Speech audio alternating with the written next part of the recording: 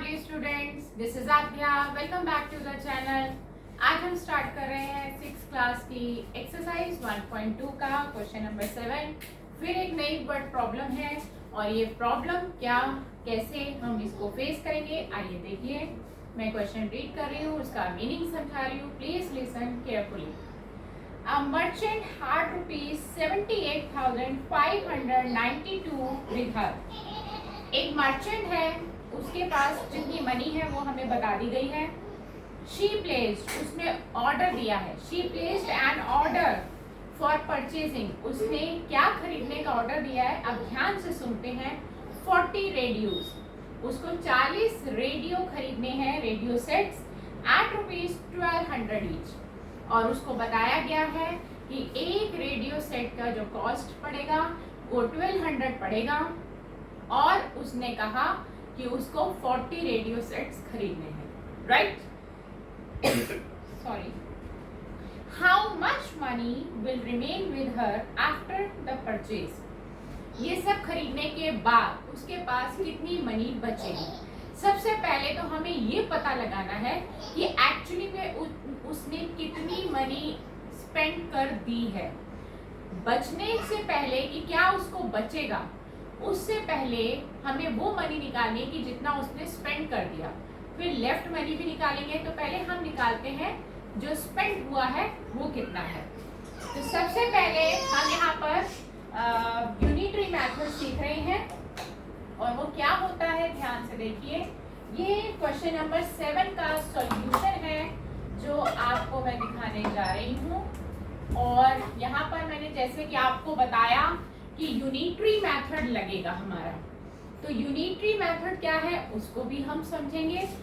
क्या है देखिए, सबसे पहले हम यहाँ लिखते हैं कॉस्ट ऑफ 1 रेडियो सेट। एक रेडियो सेट कितने का है? एक रेडियो सेट हमारा 1200 का है, ₹1200। अब उसने खरीदे हैं 40 रेडियो सेट। कॉस्ट ऑफ, तो हम 40 रेडियो सेट्स की कॉस्ट निकाल लेंगे। अब जो मैंने आपसे बात करी थी यूनिटरी मेथड की, वो यही है कि जब एक की वैल्यू दी हो और ज्यादा की वैल्यू निकालनी हो, तो हमारा कॉन्सेप्ट यहाँ पर ये कहता है कि हमें मल्टीप्लाई करना है। समझ में आया कि एक की वैल्यू दी है, ज्यादा की वैल्यू हमें निकालनी है, तो कॉन्सेप्ट हमारा मल्टीप्लिकेशन करेगा और इसी को हम कहते हैं यूनिटरी मेथड। तो हम क्या करेंगे, 1200 को 4 से मल्टीप्लाई कर देंगे तो हमारी कॉस्ट आ जाएगी। तो हम यहाँ पर 1200 को, आप इसको मेंटली भी कर सकते हैं, ऐसी कोई प्रॉब्लम नहीं है। 400 400 4 2 जा 8 4 1 जा 4, तो हमने इसको मेंटली ही कर लिया है, राइट? अब आगे बोला ये था कि जो मर्चेंट है, सॉरी मैंने यहाँ पे 4 लिख दिया है, ये 40 है। 40 रेडियो सेट्स थे और मैंने लिख दिया था गलती से 4, तो उसको हम ठीक कर रहे हैं। तो 48,000 हो गए, तो देयर आर 3 zeros, उनको टोटल किया और ये 48,000 हो गया, राइट? अब बात हो रही है कि मर्चेंट के पास एक्चुअली में टोटल पैसा कितना था जब वो शॉपिंग करने निकली, तो वो है उसके पास 78,592, ठीक है? तो हम पहले लिखते हैं मर्चेंट हैड मनी। इसके पास मनी कितनी थी स्टार्टिंग में, वो ले लेते हैं 78,592। Money spent on radio sets, money spent on radio sets.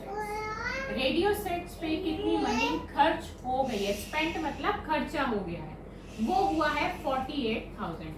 जब आप टोटल मनी में से, अब यहाँ पे कॉन्सेप्ट सब्ट्रैक्शन का है, क्या क्यों है देखिए। जब आपके पास जितनी टोटल मनी थी, मान लीजिए मैं आपको एक एग्जांपल देती हूँ, आप मार्केट गए, आपके वॉलेट में 50 रुपीज थे, राइट? आपने 10 रुपए का पेन परचेज कर लिया। अब आपके पास कितनी मनी बची? ऑब्वियसली 40। तो 40 कैसे आया? 50 में से आपने 10 दे दिए तो 40 आपको वापस मिल गए। तो जितनी टोटल मनी हो उसमें से स्पेंडिंग, खर्चे को माइनस कर देंगे तो हमारे पास मनी लेफ्ट आ जाएगी। तो हम यहाँ लिखेंगे मनी लेफ्ट, बच गई, विद मर्चेंट। मर्चेंट के पास अब कितनी मनी बच गई, इसको निकालने के लिए हम माइनस कर देंगे। 2 में से 0 गया 2, 9 में से 0 गया 9, 5 में से 0 गया 5, 8 में से 8 गया 0, 7 में से 4 गया 3। तो दिस इज द आंसर 30,592। ये हमारी मनी है, राइट। चलते हैं नेक्स्ट क्वेश्चन की तरफ। हमारा नेक्स्ट क्वेश्चन क्या कहता है, क्वेश्चन नंबर 1। और ये हमारा क्वेश्चन बहुत छोटा सा था और हमने फटाफट कंप्लीट कर लिया है। अब हम चलते हैं क्वेश्चन नंबर 1 की तरफ। हमारा क्वेश्चन नंबर 1 एक नई प्रॉब्लम के साथ हमारे सामने है और अब हम देखेंगे क्वेश्चन नंबर 1 का सॉल्यूशन क्या है। मैं पहले इसको रीड कर रही हूँ क्वेश्चन को। A student multiplied 7236 by 65 instead of multiplying by 56। एक स्टूडेंट है जिसने 7236 को 65 से मल्टीप्लाई कर दिया है इंस्टेड ऑफ 56, यानी कि करना था 56 से मल्टीप्लाई और उस स्टूडेंट ने कर दिया है 65 से मल्टीप्लाई। नंबर 7236 बिल्कुल सिमिलर है दोनों केसेस में, लेकिन जो गलत क्या हुआ, स्टूडेंट ने गलत प्रोडक्ट निकाला, 65 को ले लिया, लेना था 56। आगे पढ़ते हैं। By how much was his answer greater, उसका आंसर कितना बड़ा आया है देन द करेक्ट आंसर। अब ऑब्वियसली अगर 56 से करना था और कर दिया है 65 से, तो बड़ा नंबर लिया तो आंसर भी बड़ा आएगा। बाय हाउ मच, कितना बड़ा है, मैंने पहले भी आपको कॉन्सेप्ट समझाया था। जब भी बाय आए, बाय हाउ मच, कितना बड़ा कितना छोटा, तो वहां पर हम माइनस करते हैं। बट हमें पहले पता ये होना चाहिए कि हमें कैसे निकालना है अपना आंसर। एक आंसर हमारे लिए इनकरेक्ट है और एक आंसर हमारे लिए करेक्ट है। तो सबसे पहले हम पता लगाएंगे इनकरेक्ट क्या आ रहा है प्रोडक्ट और करेक्ट प्रोडक्ट क्या आ रहा है। तो आप देखिए, सबसे पहले मैं हेडिंग डाल रही हूँ इनकरेक्ट प्रोडक्ट, यानी कि जो स्टूडेंट ने गलत प्रोडक्ट निकाला है, incorrect product obtained by student। Student ने जो गलत निकाला है उसको करना था 7 एक्चुअली उसने कर दिया है 7236 into 65, राइट। अब हम यहाँ लिखते हैं कि करेक्ट क्या होना था। मैं अभी इसका प्रोडक्ट नहीं निकल रही, इसकी शॉर्टकट बताऊंगी बहुत इजी तरीके से। करेक्ट प्रोडक्ट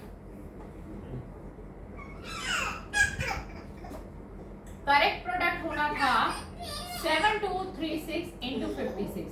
ये बात आप समझ रहे हैं।